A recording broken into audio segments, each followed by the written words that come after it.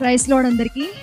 సామెతల గ్రంథము 15వ అధ్యాయము 26వ వచనంలో దేవుని వాక్యం ఈ విధంగా సెలవిస్తుంది. దురాలోచనలు యెహోవాకు హేయములు, దయగల మాటలు ఆయన దృష్టికి అంగీకారములు అని దేవుని వాక్యం సెలవిస్తుంది. మన మాటలు దయ కలిగి మాటలుగా ఉండాలి.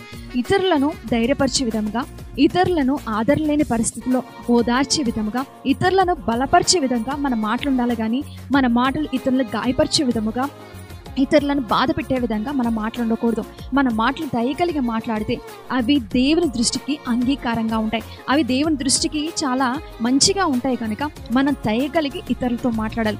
మన మాటల ద్వారా ఇతరులు బలపరచబడాలి, కానీ ఇతరులు గాయపరచబడి ఇతరులు దేవుని దగ్గర నుంచి దూరం అవ్వకూడదు. మన మాటల ద్వారా అనేక మంది ఆకర్షింపబడి మన మాటల ద్వారా సర్వసత్యంలోకి నడిపింపబడులాగన మన మాటలు దయ కలిగి మాట్లాడి కడ వరకు దేవునిలో ఎదుగుదుము గాక. ఆమేన్.